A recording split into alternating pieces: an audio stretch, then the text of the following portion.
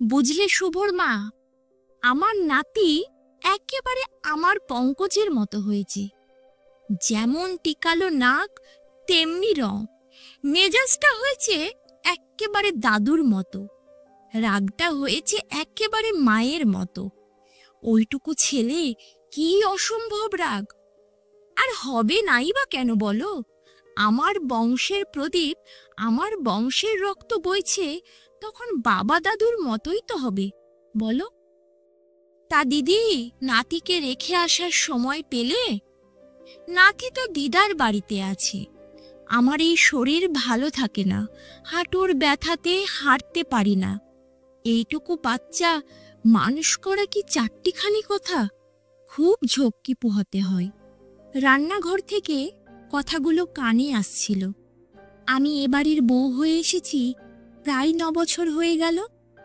আমার ছেলে যখন হয় তখন আমার মা নার্সিংহোমে এই আমার শাশুড়ি মাকে বলেছিল, দিদি, নাতিকে তাহলে আমার বাড়ি নিয়ে যাব। আপনার তো 5টা সংসার, আপনার বয়স হয়েছে, সব সামলে আপনার অসুবিধা হবে। আমার তো ছোট সংসার, আমার বাড়িতে ওপর নিচ করতে হবে না, নিচেই থাকবে। আমি ঠিক নাতিকে মানুষ করে ফেলব। না বেয়ান, আমার বড় সংসার হলেও আমার বাড়িতে আমি ঠিক আমার নাতিকে, বৌমাকে আদর যত্ন করে সুস্থ করে তুলব, একটু একটু করে বড় করে তুলব। আমি শাশুড়ি বলে কি আমার দায়িত্ব কম? আপনার মেয়ে বলে দায়িত্ব বেশি? এমন তো নয়। আপনার বাড়ি অবশ্যই যাবে, গিয়ে থাকবে। এইভাবেই 2 বাড়ি মিলে ঠিক মানুষ করে ফেলবো, 2 দিদা ঠাকুমা মিলে। আপনার যখন ইচ্ছা হবে আপনি আসবেন। আমারও তো বড় আদরের। ছোট্ট ছোট্ট হাত পাগুলো শক্ত করে তুলতে আমার অনেক দিনের আশা বেয়ান। আপনার যতটা, আমারও তো ততটাই আদরের। কথাগুলো হঠাৎ করেই মনে পড়ে গেল পাশের বাড়ির জেঠিমার কথাগুলো শুনে। আমি ঘর থেকে বেরিয়ে জেঠিমাকে বললাম, তা জেঠিমা, আপনার বংশের প্রদীপকে আপনি দিদার কাছে রেখে মানুষ করিয়ে নিচ্ছেন, আর আপনি গর্ব করে বলছেন আমার বংশের রক্তের ছাপ তার মধ্যে ফুটে উঠেছে। বাবার মতো নাক, দাদুর মতো মেজাজ, উজ্জ্বল রংটাও পেয়েছে।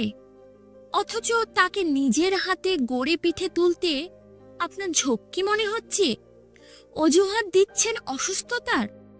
এটা কেমন গা এড়িয়ে চলার মতো মনে হচ্ছে না? তোমার বৌমার তো বেশ কথা আছে, একেবারে গায়ে জ্বালা ধরার মতো। না দিদি, বৌমা আজকালকার মেয়ে তো, তাই তার চিন্তা ভাবনাগুলো আলাদা। আর বৌমা তো ঠিকই বলেছে।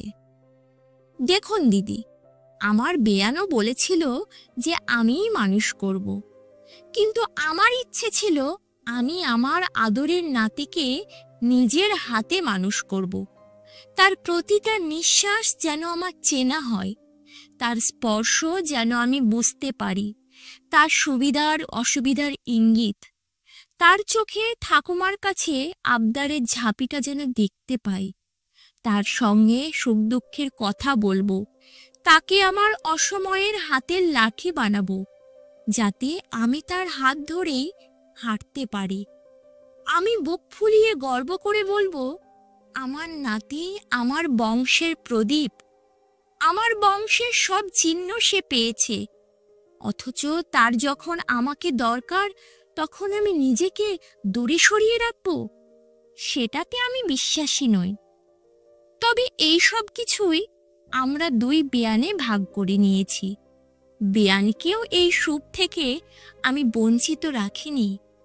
বেয়ান কিছুদিন নিয়ে যেত, আমিও কিছুদিন দেখতাম, নাতিও দিব্যি মানুষ হয়ে গেল।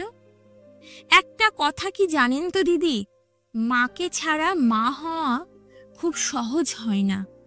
বৌমা হোক বা মেয়ে, সন্তান আসার খবর পাওয়ার পর থেকেই একজন মায়ের চিন্তার শেষ থাকে না।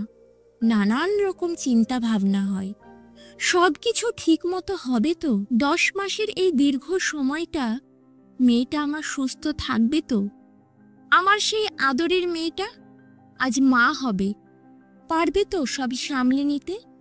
দিন রাত ঠাকুরকে স্মরণ করতে থাকি, মা বাচ্চা দুজনেই যেন সুস্থ থাকে। নতুন অতিথি যেন সুস্থভাবে পৃথিবীর আলো দেখে। আশায় আশায় দিন গণে ছোট্ট নরম হাতের ছোঁয়া পাওয়াই।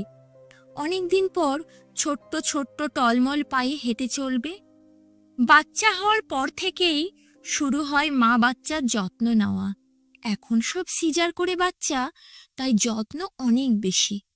ধরে বসিয়ে দেওয়া থেকে শুরু করে বাচ্চাটাকেও কোলের ওপর শুইয়ে দেওয়া, টাইমে টাইমে খাবার, নিয়ম মেনে ওষুধ দেওয়া। বাচ্চা যাতে মায়ের দুধ পায় বেশি, তার জন্য কত রকম খাবারের ব্যবস্থা। রাত্রে নিজে না ঘুমিয়ে ছোট্ট নাতি নাতনিকে নিয়ে রাত জেগে মেয়েকে একটু ঘুমিয়ে পড়তে বলা। বুকের ওপর ছোট্ট পুতুলটাকে নিয়ে ঘুম পাড়াই, যাতে নিজের শরীরের তাপটা পেয়ে সে আরাম করে ঘুমোতে পারে। সকাল থেকে চলে তাকে পরিষ্কার পরিচ্ছন্ন করে খাইয়ে তার পরিচর্যা, সময়ে সময়ে তেল মালিশ করা, স্নান করানো, ঘুম পাড়ানো, নিয়ম করে বাইরে এনে বাইরের আলো বাতাস শরীরের সাথে অ্যাডজাস্ট করানো। দিদা ঠাকুমার এই ভূমিকাটা চলে বেঁচে থাকা অবধি।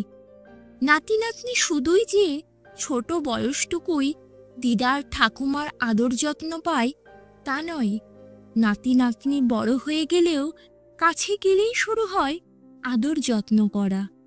নাতি নাতনি কি খেতে ভালোবাসে, কি চাই, সব কিছুই মেটানোর চেষ্টা করে। ওই যে কথাই বলে, আসল টাকার চেয়ে সুদ মিষ্টি। মেয়ে তো আদরের, কিন্তু তার থেকেও বেশি আদরের, বেশি মিষ্টি নাতি নাতনি।